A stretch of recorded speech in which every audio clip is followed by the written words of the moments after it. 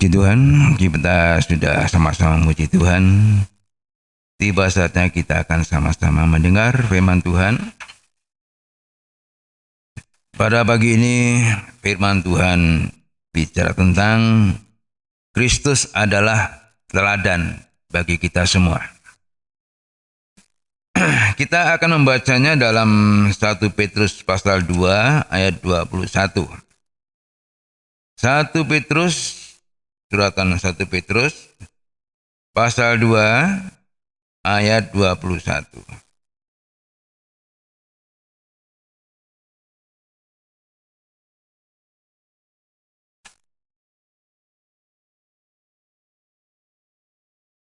Ya, 1 Petrus pasal 2 ayat yang ayat ke-21. 21. Sebab untuk itulah kamu dipanggil, karena Kristus pun telah menderita untuk kamu dan telah meninggalkan teladan bagimu, supaya kamu mengikuti jejak-jejak atau tapak-tapak kakinya. Ya. Untuk itulah Allah memanggilmu, sebab Kristus sendiri sudah menderita untukmu. Dan dengan itu ia memberikan kepadamu suatu teladan, supaya kalian mengikuti jejaknya. Telepon masuk terus ya. Ya, jadi Kristus adalah teladan bagi kita dalam hal menderita. Tidak ada seorang pun yang menderita seperti Kristus. Sekalipun kadang-kadang kita sendiri mengatakan, kok nggak ada orang yang menderita seperti saya. Ya. Seolah-olah seluruh dunia ini nggak ada orang yang menderita seperti kita. Penderitaan yang kita alami belum seperti yang dialami Yesus. Dia adalah teladan yang sempurna dalam hal penderitaan, dalam pelayanan, dan dalam segalanya. Dia adalah teladan bagi kita, semua orang yang percaya kepadanya. Tuhan Yesus dalam penderitaannya, dia melaksanakan tugas sampai selesai, yaitu mati di kayu salib. Kenapa Yesus mati di kayu salib? Padahal dia nggak salah. Ya, dia tidak merugikan, tapi dia dicaci maki, ditampar, diludahin, bahkan sampai disalibkan. Padahal dia nggak ada salah. Kalau saudara dan saya, ya, wajarlah menderita karena banyak kesalahan, banyak pelanggaran, ya, yang kita lakukan baik sengaja atau mungkin tidak. Nah, kita layaklah menderita. Tapi Yesus nggak ada kesalahannya, sedikit pun nggak ada. Dia benar. Kalau dia menderita bukan karena kesalahan, bukan karena kekurangan, bukan karena maunya sendiri. Tapi Yesus menderita karena dia mau taat kepada Bapa yang di surga. Ya. Jadi Yesus rela menderita karena mau mentaati apa yang menjadi maunya Bapa. Ya. Kalau kita menderita karena Kristus, nggak usah malu. Tapi jangan sampai kita menderita karena kesalahan yang kita lakukan. Contohnya, mencuri, membunuh orang, dan banyak hal yang lain yang membuat manusia bisa menderita. Tapi kalau menderita karena Tuhan, kita tetap mau menggunakan hidup ini untuk memuliakan Tuhan. Iya. Sebab penderitaan di dalam Tuhan itu Tuhan perhitungkan. Kalau menderita karena kesalahan kita, karena pelanggaran kita, itu penderitaan yang nggak dihitung oleh Tuhan. Tapi kalau kita menderita karena firman, menderita karena Tuhan, itu Tuhan perhitungkan. Saudara, Yesus adalah teladan bagi kita semua dalam hal penderitaan, dalam hal melayani, Ya, walaupun dia tidak salah, tapi dia rela sampai mati di kayu salib karena dia rindu saudara dan saya boleh diselamatkan. Itulah kebaikan Tuhan. Dia rela berkorban untuk keselamatan banyak orang, termasuk saudara dan saya. Waktu Yesus menghadapi penderitaan, diludahi, ditempeleng, di macam-macam, Yesus tidak membalas. Kalau kita sebagai manusia baru diolok, ya, apa itu? HP-nya sudah dimatiin. Ya. Waktu Yesus dicaci maki, waktu menghadapi penderitaan, Yesus tidak mengancam, tidak membalas balik. Ya, seperti saudara dan saya, kalau kita dirugikan, kalau kita disakiti, ya sebagai manusia kita kadang-kadang mau balas gitu. Yesus sama sekali nggak ada rencana untuk membalas, walaupun disakiti, ya, nggak. Yesus tidak ada rencana untuk membalas. Oleh sebab itu, Rasul Petrus memakai sosok pribadi, itulah pribadi Yesus sendiri, sebagai teladan bagi kita semua, ya, dalam hal penderitaan, dalam hal pelayan.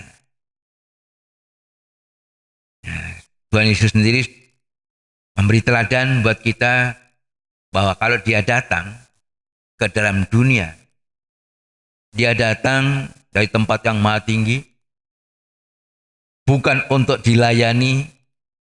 Ya, pada umumnya kalau orang besar datang, minta dilayani, minta dihormati. Yesus tidak. Coba Yohanes 13 ayat 15 dan 16. Injil Yohanes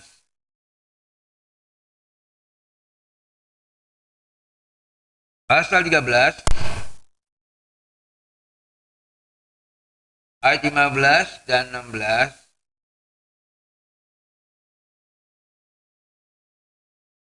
Injil Yohanes pasal 13 ayat 15 dan 16. Sebab aku telah memberikan suatu teladan kepada kamu, Ya.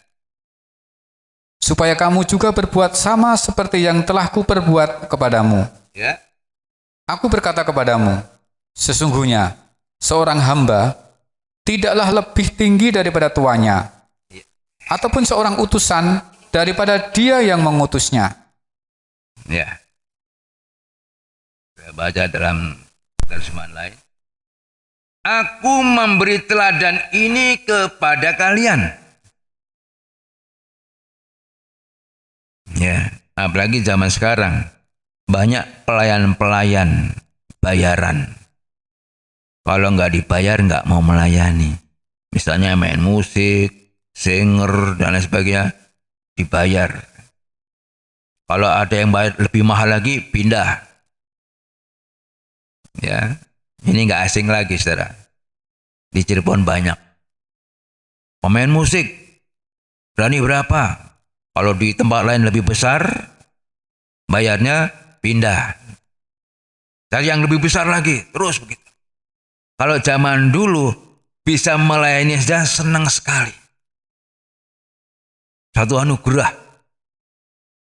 Untuk zaman sekarang mencari pelayan-pelayan Tuhan yang ditandai dengan tahbisan yang benar, itu susah. Sulit. Kalau nggak ada gajinya, nggak ada bayarannya, nggak mau. Ya.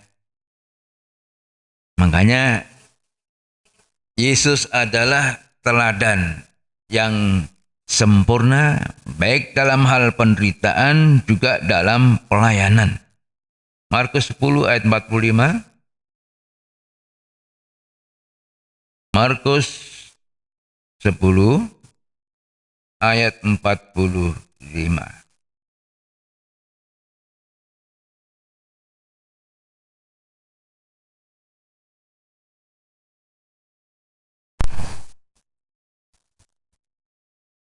Karena anak manusia juga datang untuk dilayani. Saya ulang. Karena anak manusia juga datang bukan untuk dilayani, Anak manusia datang bukan untuk dilayani, melainkan untuk melayani dan untuk memberikan nyawanya menjadi tebusan bagi banyak orang. Nah, sebab anak manusia pun tidak datang untuk dilayani, ia datang untuk melayani.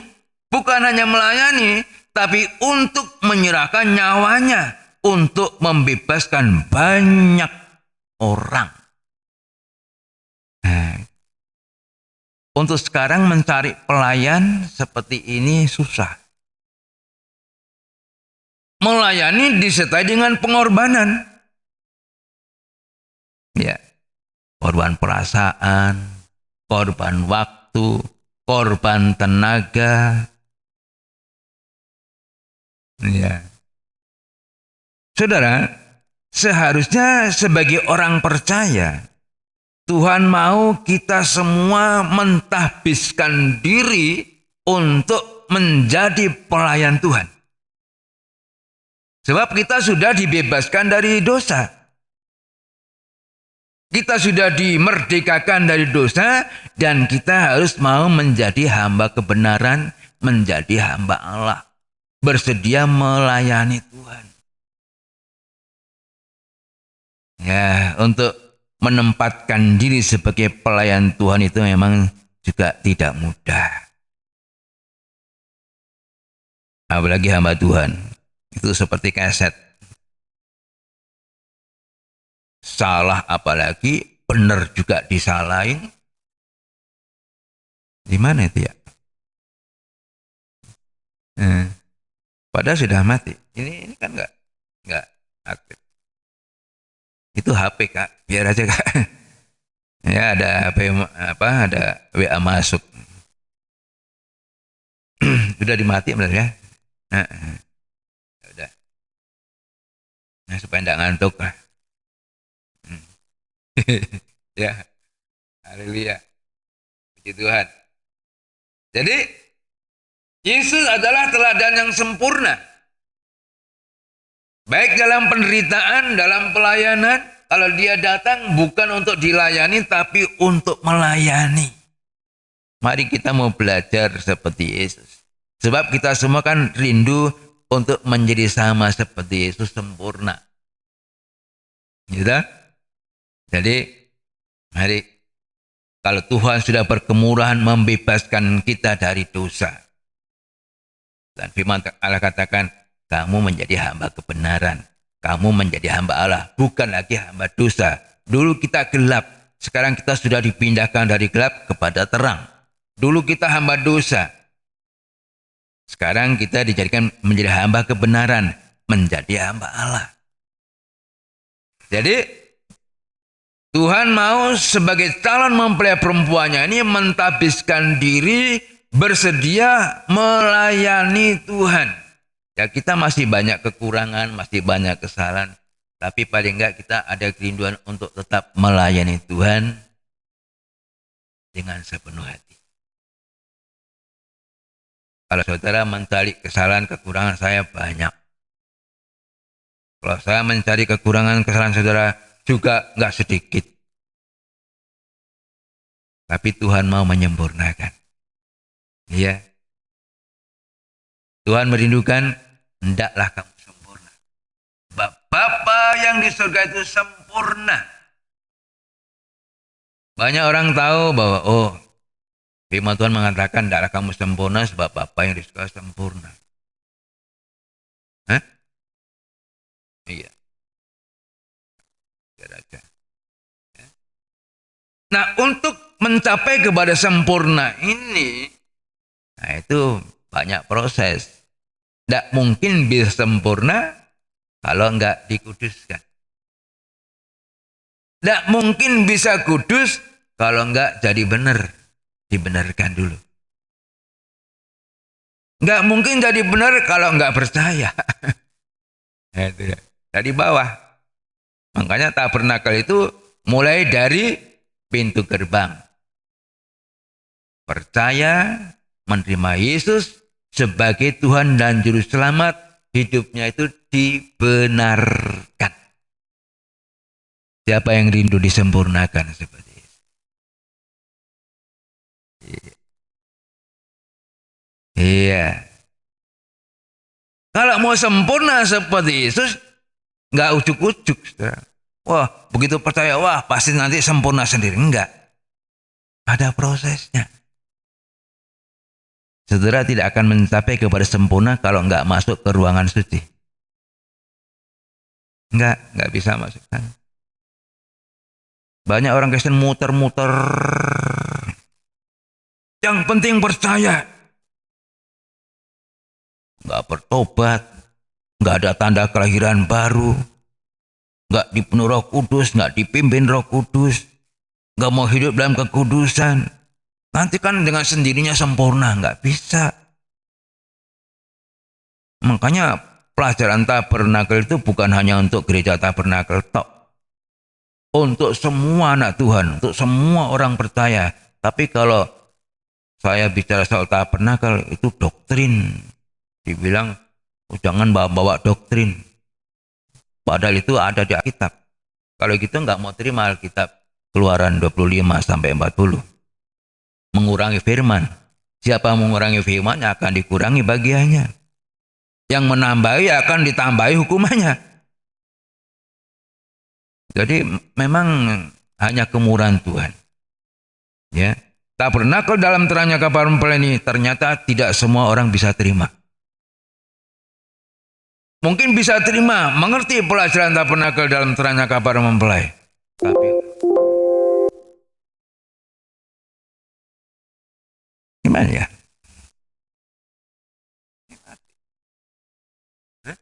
Oh di laptop. Oh ada. Ya udah nggak apa-apa serah. Jangan fokus ke situ. Kita fokusnya ke firman aja. Sebab di dunia ini memang banyak gangguan, ya. Banyak gangguan. Kalau kita lihat gangguan terus nanti kita nggak fokus. Sampai di mana tadi? Nah ini tabernakel itu untuk semua gereja, untuk semua anak Tuhan. Sebab ada di Alkitab. Kalau saudara mau tahu, baca Alkitab. Keluaran 25 sampai 40. Itu bicara soal tabernakel itu. Tapi kenapa banyak gereja yang nggak bisa terima tabernakel? Tahu bahwa kedatangan Tuhan yang kedua kali sebagai mempelai pria surga, tahu. Kita akan dijadikan menjadi mempelai perempuannya, ngerti. Tapi kalau nggak mau terima pelajaran tabernakel dalam terangnya kabar mempelai, bagaimana bisa menjadi mempelai? Ya. Jadi tahu. Saya dengar wah kita sebagai calon mempelai perempuannya. Yesus mempelai laki-laki. Kalau cuma menyebut mempelai perempuan, mempelai laki-laki, semua bisa. Tapi untuk mempraktekkan, bagaimana harus ya seperti pintu gerbang, seperti mezbah bakaran, seperti kolam pembasuhan, seperti pintu tirai, terus nah itu gak semua ngerti, ya ngerti tapi juga gak semua mau melakukan. Ya saya bersyukur kepada Tuhan kalau saya ya dibekali dengan pelajaran tabernakel dalam terangnya kabar mempelai, itu yang membuat saya bisa bertahan dalam melayani Tuhan. Dan saya tidak melihat jumlah, enggak. Saya pokok mau terus melayani terus sampai titik terakhir, ya. Saya mau melayani Tuhan dengan hidup yang sudah boleh dikata lanjut ini. Saya hanya berdoa Tuhan jangan sampai masa tua saya Tuhan biarkan sia-sia atau dibuang dari hadapan Tuhan. Tapi Tuhan jawab, sampai putih rambutmu aku tetap menggendong. Oh, saya bersyukur bahwa Tuhan tidak akan pernah membiarkan. Makanya saya maju terus. Ya. Mau melayani Tuhan, berapa jumlahnya tetap layani. Mari kita juga mau belajar seperti apa yang Tuhan katakan. Apa yang sudah aku lakukan, kamu tidak harus belajar. Melakukan. Mentahbiskan diri, menyerahkan diri untuk dipakai menjadi alatnya Tuhan. Kalau kita tidak mau dipakai oleh Tuhan, siap-siap dipakai oleh yang lain. Iblis juga siap memakai kita. Kalau kita tidak mau dipakai oleh Tuhan, iblis siap memakai kehidupan kita supaya kita kembali kepada dosa, menjadi hamba dosa. Dan upahnya maut. Sebab upah dosa adalah maut.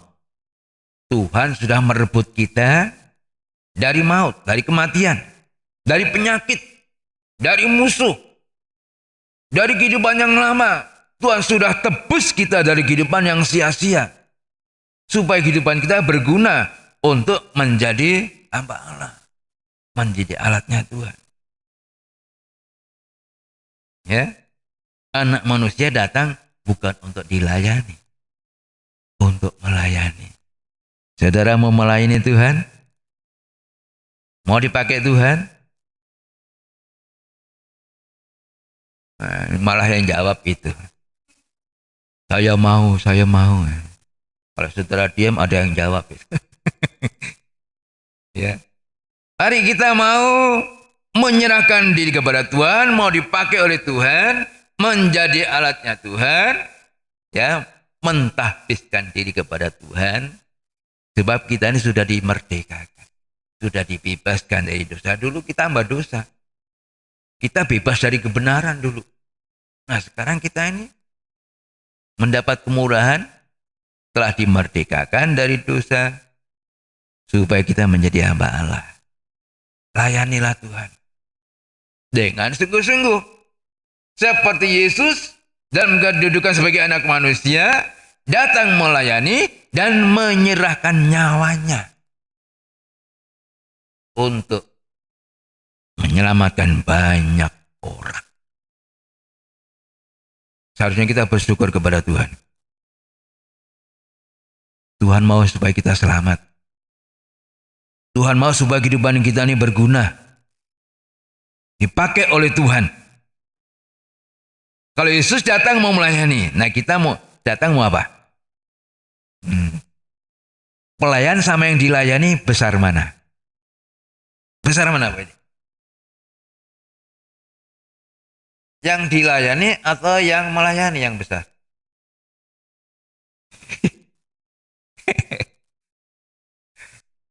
Hah?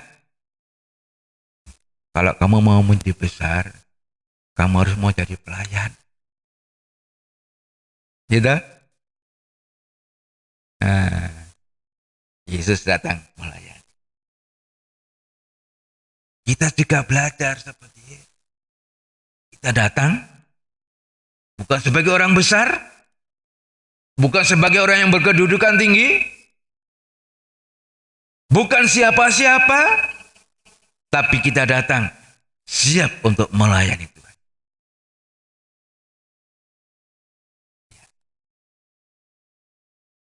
Kalau kita melayani Tuhan, jangan angin-anginan. Kadang mau, kadang enggak, kadang mau, kadang enggak. Jangan. Kita belajar tekun setia melayani Tuhan sampai Tuhan datang. Tuhan yang akan memberikan upah. Saya harap sidang jemaat mengerti, sudah mendengar firman, Tuhan mau lakukan seperti apa yang aku lakukan. Guru saya pernah punya pengerja. Ya, pendetahan setangga itu. Kalau pengerjanya salah, dibiarin. Tidak main pecat. Udah berhentikan? Enggak. Kalau enggak bertobat nanti, ya Tuhan sendiri yang menangani. Ya. Yang penting kita sebagai orang yang sudah dibebaskan dari dosa, menjadi hamba kebenaran, menjadi hamba Allah, harus selalu siap untuk melayani Dia sebagai kepala gereja. Sekalipun kita sadar masih banyak kekurangan, tapi kita berusaha bagaimana supaya hidup kita berguna. Sebab hidup ini adalah kesempatan. Gitu? Jangan sampai tunggu nggak berdaya baru ada kerinduan melayani Tuhan. Sudah nggak berdaya, sudah lemah, sudah ini, Tuhan saya mau sungguh-sungguh mau, sudah nggak bisa.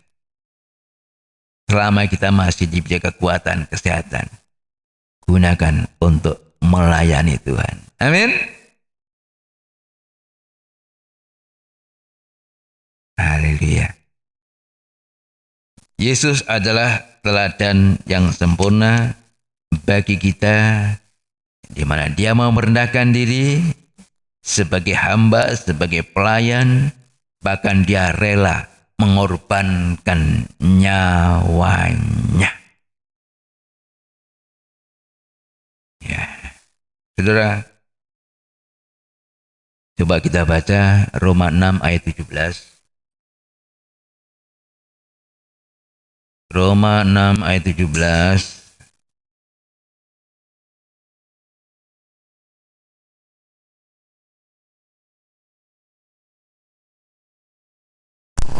Ya, Roma 6 ayat 17. Tetapi syukurlah kepada Allah. Ya. Dahulu memang kamu hamba dosa. Dulu kita semua adalah hamba dosa. Tetapi sekarang kamu dengan segenap hati telah mentaati pengajaran yang telah diteruskan kepadamu. Iya. 18. Kamu telah dimerdekakan dari dosa dan menjadi hamba kebenaran. Syukur kepada Allah. Sebab dahulu kalian menjadi hamba dosa. Kita semua ini hamba dosa. Dan kalau kita nggak bertobat, upah dosa itu maut. Tapi sekarang kalian dengan sepenuh hati mentaati pengajaran yang benar yang sudah diberikan kepadamu. Kalian sudah dibebaskan dari dosa dan sekarang menjadi hamba untuk kehendak Allah. Jangan sampai kita nggak mau melayani Tuhan. Dulu kita hamba dosa, diperbudak oleh dosa. Tuhan bebaskan kita supaya kita menjadi hamba kebenaran, menjadi hamba untuk melakukan apa yang menjadi kehendak Allah. Apa saja, pokoknya yang menjadi kehendak Allah kita kerjakan, kita lakukan. Nanti Tuhan yang sediakan upah. Upahnya yaitu menjadi mempelai perempuannya. Nah itu upah yang kita tunggu-tunggu. Kalau soal berkat jasmani itu sementara aja. Tapi upah yang paling kita nantikan adalah untuk menjadi mempelai perempuan Tuhan. Itulah upah yang nggak bisa dibeli. Nggak bisa dibandingkan dengan apa-apa. Iya. Jadi kalau kita sudah dibebaskan dari dosa, Tuhan mau supaya kita ini bersedia melayani Dia. Dengan pengorbanan. Yang paling susah itu korban perasaan. Ya. Yang namanya manusia itu ya nggak bisa kesinggung, nggak disalahin, nggak bisa dimarahin. Sudah ini, sudah itu, tapi nah itu Tuhan lihat kita melayani Tuhan disertai dengan pengorbanan nggak? Kalau cuma melayani banyak, tapi untuk seperti Yesus lakukan, selain melayani, mengorbankan nyawanya, melayani dengan sepenuh hidupnya. Ayat 19 Roma 6 tadi, ayat 19 sampai 23. Ayat 19. Aku mengatakan hal ini secara manusia, Ya. karena kelemahan kamu. Sebab sama seperti kamu telah menyerahkan anggota-anggota tubuhmu menjadi hamba kecemaran Seperti dulu kita menjadi hamba dosa, menjadi hamba kecemaran. dan kedurhakaan Ya. yang membawa kamu kepada kedurhakaan, demikian hal kamu sekarang harus menyerahkan anggota-anggota tubuhmu menjadi hamba kebenaran yang membawa kamu kepada pengudusan. Ya. Sebab waktu kamu hamba dosa, kamu bebas dari kebenaran. Nah, Dan buah apakah yang kamu petik daripadanya? ya. Semuanya itu menyebabkan kamu merasa malu sekarang. Karena kesudahan semuanya itu adalah kematian. Ya. Tetapi sekarang, karena setelah kamu dimerdekakan dari dosa, dan setelah kamu menjadi hamba Allah, kamu beroleh buah yang membawa kamu kepada pengudusan. Dan sebagai kesudahannya ialah hidup yang kekal. Nah, untuk hidup kekal saja perlu pengudusan. Enggak cukup percaya hidup kekal, enggak. Untuk mendapat hidup kekal saja perlu hidupnya itu dikuduskan. Ya. Apalagi mau menjadi mempelainya Tuhan. Bagi manusia mustahil. Tapi bagi Tuhan tidak ada yang mustahil. Susah bagi manusia. Bagi Tuhan tidak ada yang sulit. Semua bisa. Tinggal kita percaya enggak? Kita mau dibenarkan enggak? Kita mau disucikan enggak? Kalau dibenarkan aja enggak mau, bagaimana mau kudus? Kalau enggak mau dikuduskan, bagaimana mau sempurna? Kok enak langsung terima Tuhan, percaya Tuhan, langsung sempurna jadi mempelai Tuhan? Enggak bisa. Ada, pastinya ada tingkatan-tingkatan. Tuhan periksa imannya dulu. Percayanya benar enggak? Jangan sampai ngomong percaya Yesus, tapi juga percaya kepada yang lain.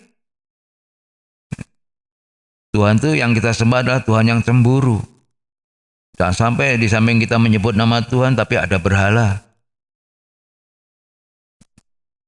Nah, kadang-kadang kita sama Tuhan begitu kurang. Hubungan kita dengan Tuhan kurang, tapi dengan berhala, wah, hampir nggak bisa lepas dengan berhala. Berhala zaman akhir yaitu perkara dunia itu loh. Yang seringkali mengikat kita waktu kita habis dengan perkara dunia. Hubungan kita dengan Tuhan hampir-hampir nggak ada waktu.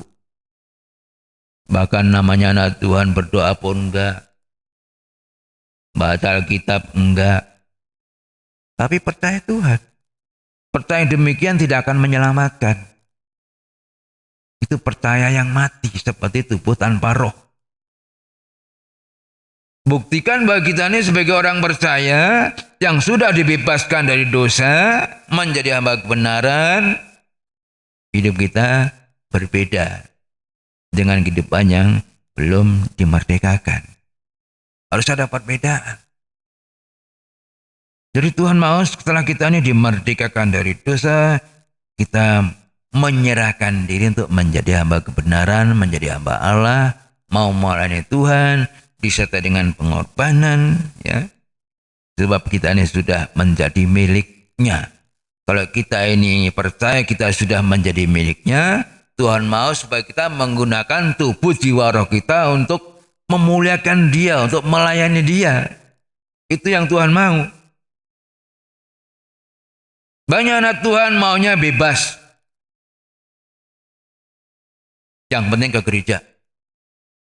Yang penting nyanyi. Yang penting dengar firman Tuhan. Nah, Tuhan mau supaya ada peningkatan. Bukan asal-asal. Tapi kita mau mentahbiskan diri, menyerahkan diri untuk dipakai. Muliakan Tuhan. Melayani Tuhan. Dengan pengorbanan. Kalau Tuhan menyerahkan nyawanya, kita belum sampai di situ. Ya. Kita belum sampai di situ.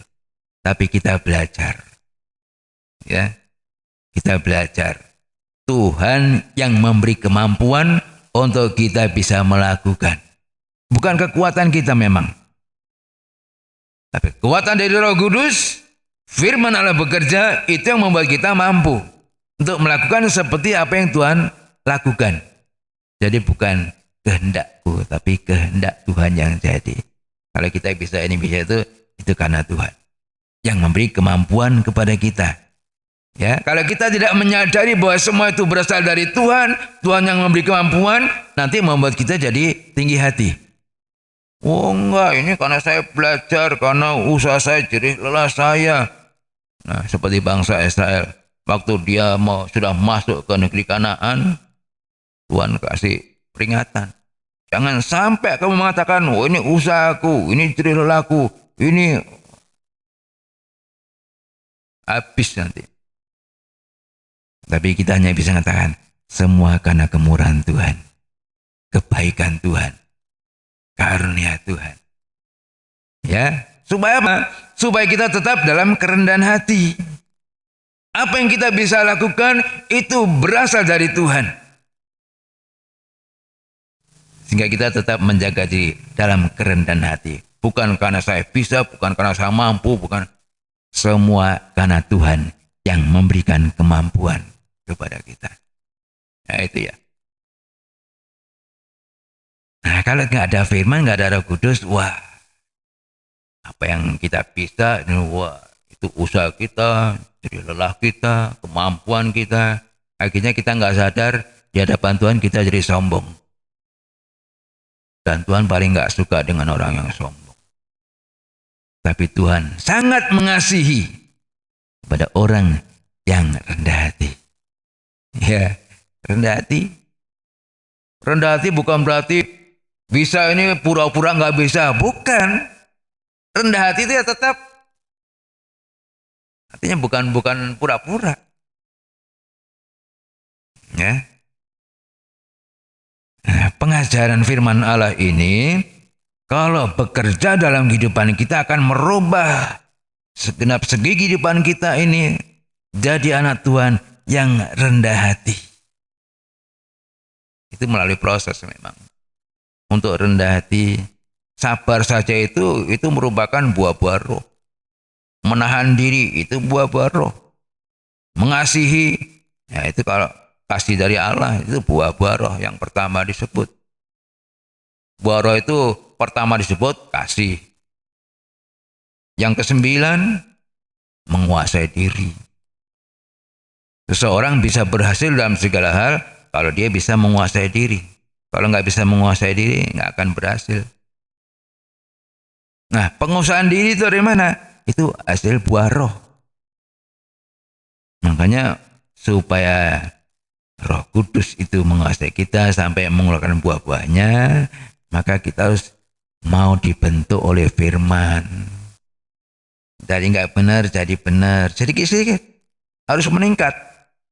Oh gini nggak benarnya, berubah. Jangan terus udah nggak benar terus, nggak ada perubahan sama sekali. Jangan.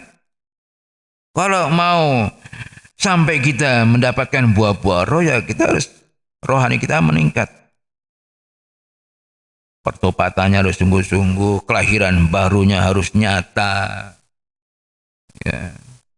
Hidup kita diubahkan tidak seperti dulu lagi. Sejak terima Yesus, hidupku tidak seperti dulu lagi. Bagaimana? Semakin lebih baik, lebih benar, lebih rohani. Itu yang menjadi maunya Tuhan. Tapi kalau kita ini nggak ada perubahan sama sekali. Walaupun pengajaran itu sudah kita terima, kita dengar. Tapi kalau itu tidak merubah kehidupan kita, berarti kita keras hati. Kita nggak mau melakukan firman. Kalau kita dengar firman, kita lakukan, kita taati, itu akan menyucikan kita, merubah kehidupan kita. Bukan kita bisa berubah sendiri, enggak. Firman yang kita praktekkan, yang kita lakukan, itu yang akan merubah, menyucikan kehidupan kita. Menjadi satu kehidupan yang semakin berkenan di hadapan Tuhan. Nah, saudara, iblis mau supaya kita kembali kepada kehidupan yang lama. Makanya kita harus waspada.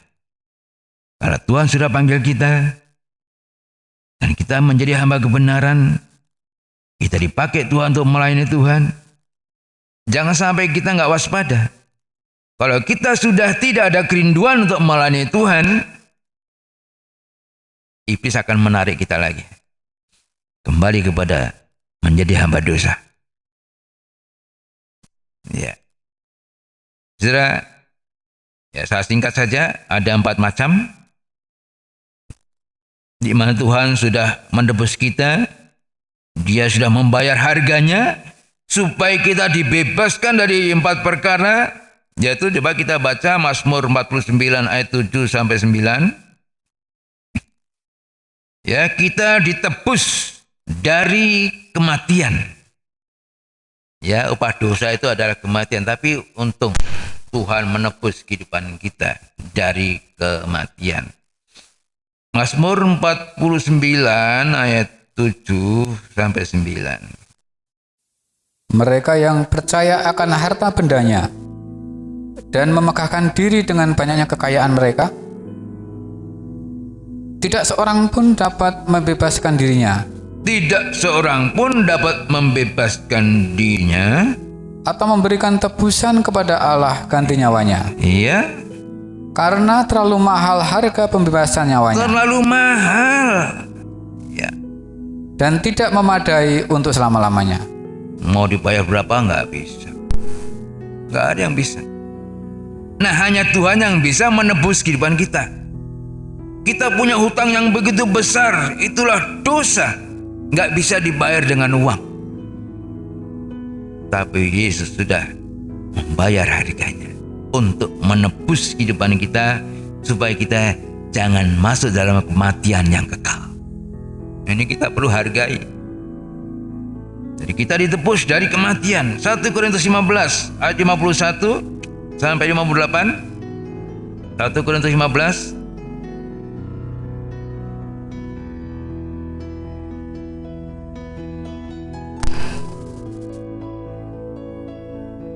1 Korintus 15 ayat 51. Ayat 41. Kemuliaan matahari lain daripada kemuliaan bulan. 1 Korintus 15 ayat 51. Ya, betul? Ayat 51. Iya.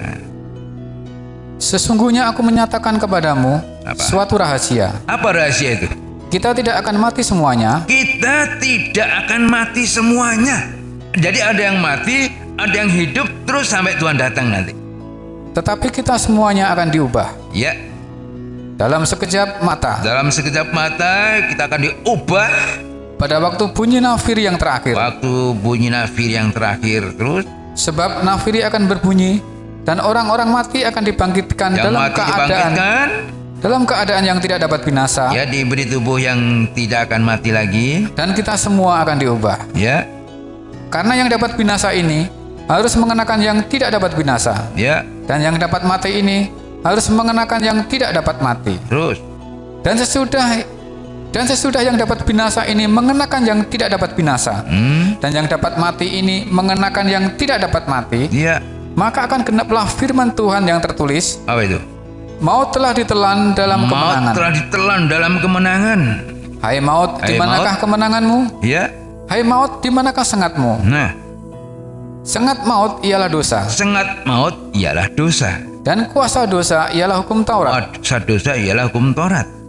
Tetapi syukur kepada Allah Kita bersyukur kepada Allah. yang telah memberikan kepada kita kemenangan oleh Yesus Kristus Tuhan kita kita. diberi kemenangan oleh Yesus Kristus Tuhan kita.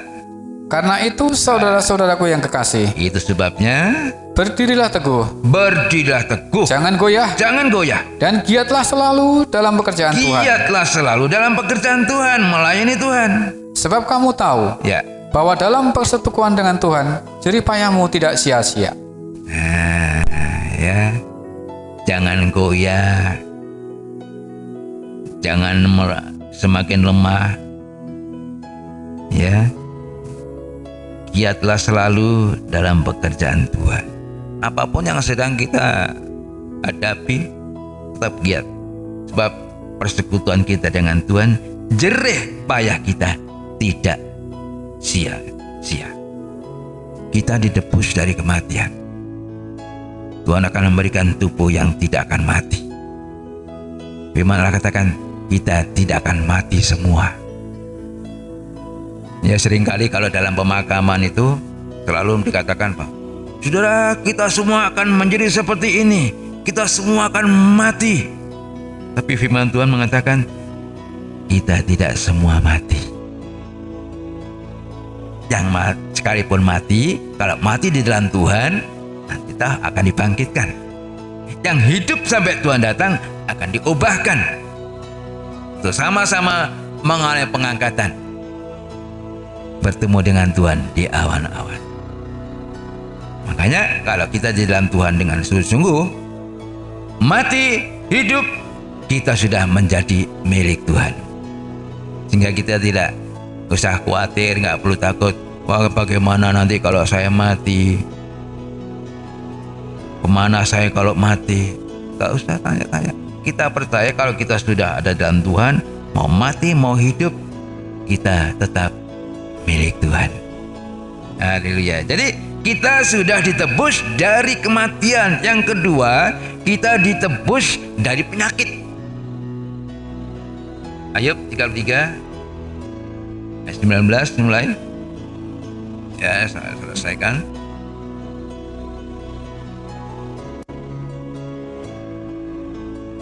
Ayub 33. Dengan penderitaan, ia ditegur di tempat tidurnya, dan berkorban terus-menerus bentrokan dalam tulang-tulangnya. Terus? Perutnya bosan makanan, hilang nafsunya untuk makanan yang lezat-lezat.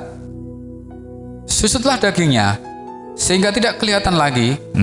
Tulang-tulangnya yang mula-mula tidak tampak menonjol keluar, sampai nyawanya menghampiri liang kubur, dan hidupnya mendekati mereka yang membawa maut.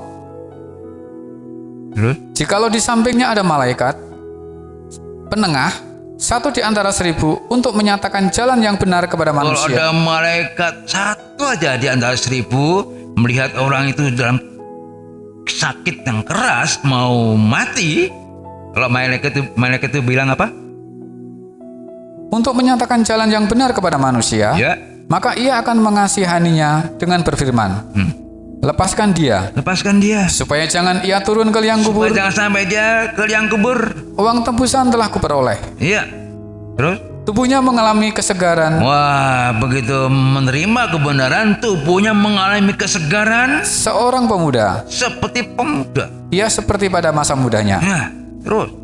Ia berdoa kepada Allah, dan Allah berkenan menerimanya. Nah, Ia akan memandang wajahnya dengan bersorak-sorai, dan Allah mengembalikan kebenaran kepada manusia. wah, kalau manusia itu sudah kembali disegarkan oleh Tuhan, ya apa? Mengatakan apa?